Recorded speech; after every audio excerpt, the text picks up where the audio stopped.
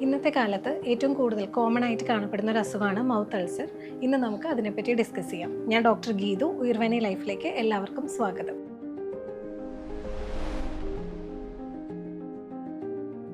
Mouth ulcer എന്ന് പറയുന്നത് നമ്മുടെ വായിൽ വരുന്ന ചിലതരം അൾസറേഷൻസിനെയാണ് മൗത്ത് അൾസർ എന്ന് പറയുന്നത്. അപ്പോൾ ഇത് വളരെ കോമൺ ആയിട്ട് ഇപ്പോൾ എല്ലാവരിലും കണ്ടുവരുന്നുണ്ട്. വായിൽ ഏതെങ്കിലും ഒരു ഭാഗത്തായിട്ടാണ് ഇത് കാണാറുള്ളത്. ഏതൊരു നാവിലോ ചുണ്ടിനടിയിലോ കവിളിൻ്റെ സൈഡിലോ ഒക്കെ ആയിട്ട് ഇത് കോമൺ ആയിട്ട് കാണുന്നുണ്ട്.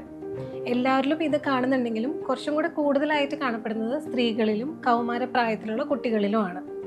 നമ്മൾ ബ്രഷ് ചെയ്യുമ്പോൾ ചെറിയ അശ്രദ്ധ കൊണ്ട് നമ്മളുടെ കവിളിലോ ചുണ്ടിലോ എന്തെങ്കിലും മുറിവുണ്ടായി കഴിഞ്ഞാൽ അത് അൾസറേഷൻസ് ആവാനുള്ള ചാൻസസ് കൂടുതലാണ്. അതുപോലെ തന്നെ നമുക്ക് പാരമ്പര്യമായിട്ട് പാരൻസിനോ ഗ്രാൻഡ് പാരൻസിനോ ഒക്കെ മൗത്ത് അൾസേഴ്സ് ഒക്കെ കോമൺ ആണെങ്കിൽ നമുക്കും അതൊരു റീസൺ ആയിട്ട് കാണുന്നുണ്ട്. പിന്നെ എന്തെങ്കിലും വൈറസ് കാരണം, ഹെർപ്പിസ് പോലെയുള്ള വൈറസുകൾ കാരണം, അതുപോലെ തന്നെ പ്രോപ്പറായിട്ട് ഓറൽ ഹൈജീൻ കീപ്പ് ചെയ്യാത്തവരിൽ, ഉറക്കക്കുറവുള്ളവരിൽ, സ്ട്രെസ്സും സ്ട്രെയിനും ഒക്കെ കൂടുതലുള്ളവരിലും മൗത്ത് അൾസേഴ്സ് കൂടുതലായിട്ട് കാണുന്നുണ്ട്. അപ്പോൾ ഇതിൻ്റെ പ്രധാന ഒരു സിംറ്റം എന്ന് പറയുന്നത് അസഹനീയമായൊരു വേദനയാണ്. ഈ അൾസറിൽ നല്ല പെയിൻ ആയിരിക്കും. അവർ ഈവൻ വെള്ളം കുടിക്കാനോ ഭക്ഷണം കഴിക്കാനോ സംസാരിക്കാനോ വളരെ ബുദ്ധിമുട്ട് അനുഭവപ്പെടാറുണ്ട് പേഷ്യൻസിന്. അപ്പോൾ ഇതാണ് അവർ പറയുന്ന മെയിൻ സിംറ്റംസ്. ഇതൊരു 5-6 ദിവസത്തിനുള്ളിൽ തന്നെ പോവാറുമുണ്ട്.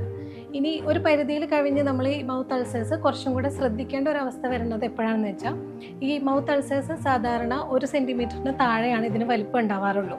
ഇപ്പോൾ അതിൻ്റെ വലിപ്പം ഒരു പരിധിയിൽ കൂടുതലാണ്, പിന്നെ ഒരു 2 വീക്സിനുള്ളിൽ തന്നെ ഇത് വീണ്ടും വീണ്ടും വരികയാണ്, അല്ലെങ്കിൽ ഈ മൗത്ത് അൾസേഴ്സ് വരുന്ന സമയത്ത് അതിന് അസോസിയേറ്റഡ് ആയിട്ട് നമുക്ക് പനി, വയറിളക്കം, ജോയിൻറ്റ് പെയിൻസ്, അങ്ങനെ എന്തെങ്കിലും അസോസിയേറ്റീവ് സിംറ്റംസും കൂടെ ഉണ്ടെങ്കിൽ അത് കൂടുതലായിട്ട് ശ്രദ്ധിക്കേണ്ട കാര്യങ്ങളാണ്. അതുപോലെ തന്നെ മൗത്ത് അൾസേഴ്സ് വരുമ്പോൾ നമ്മുടെ കഴുത്തിൻ്റെ ഭാഗത്തായിട്ടോ കവിളിലോ ഒക്കെ ചെറിയ മുഴകൾ കാണാം, തടിപ്പൊക്കെ കാണുകയാണെങ്കിലും കൂടുതലായിട്ട് അത് ശ്രദ്ധിക്കണം.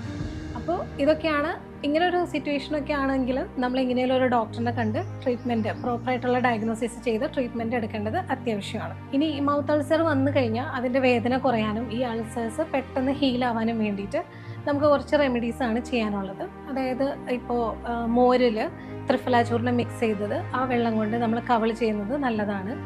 അതുപോലെ തന്നെ 1/2 ഗ്ലാസ് ചൂടുവെള്ളത്തിൽ കുറച്ച് 2 പിഞ്ച് ഉപ്പിട്ടിട്ട് അതും നമുക്ക് ചെറിയ ചൂടോടുകൂടെ കവിള് കൊള്ളുന്നത് വളരെ നല്ലതാണ്. അതുപോലെ തന്നെയാണ് ഈ അൾസറിൻ്റെ മുകളിൽ നല്ല കോക്കനട്ട് ഓയിൽ, വെർജിൻ കോക്കനട്ട് ഓയിലൊക്കെ അപ്ലൈ ചെയ്ത് കഴിഞ്ഞാൽ ഈ വൂണ്ടൊക്കെ പെട്ടെന്ന് ഹീലാവാറുണ്ട്. അതുപോലെ തന്നെ ഇനി ഇത് വരാണ്ടിരിക്കാൻ വേണ്ടിയിട്ട് നമ്മൾ അയൺ കൂടുതലുള്ള, അതുപോലെ സിങ്ക്, മിനറൽസ് ഒക്കെ കൂടുതലുള്ള ഫ്രൂട്ട്സ്, വെജിറ്റബിൾസ്, ചീര, അതൊക്കെ കൂടുതലായിട്ട് ഭക്ഷണത്തിൽ ഉൾപ്പെടുത്താനായിട്ട് ശ്രദ്ധിക്കുക. അതുപോലെ പ്രോപ്പറായിട്ടുള്ളൊരു ഓറൽ ഹൈജീൻ കീപ്പ് ചെയ്യാൻ വേണ്ടിയിട്ട് ശ്രദ്ധിക്കുക. സോഫ്റ്റ് ആയിട്ടുള്ള ബ്രഷസ് ഒക്കെ യൂസ് ചെയ്യുക. നല്ല ഉറക്കവും നല്ലൊരു ജീവിതശൈലി നയിച്ചുകൊണ്ട് പോവുക. അതൊക്കെ ചെയ്ത് കഴിഞ്ഞാൽ പിന്നെ മൗത്ത് അൾസറൊന്നും ഒരു ബുദ്ധിമുട്ടും ആരിലും ഉണ്ടാക്കാറില്ല സാധാരണയായിട്ട്. ഇതുപോലെ രോഗങ്ങളെക്കുറിച്ചും അതിനുള്ള ആയുർവേദ പ്രതിവിധികളെക്കുറിച്ചുള്ള കൂടുതൽ വീഡിയോസിനായിട്ട് നമ്മുടെ ചാനൽ ഫോളോ ചെയ്യുക. താങ്ക്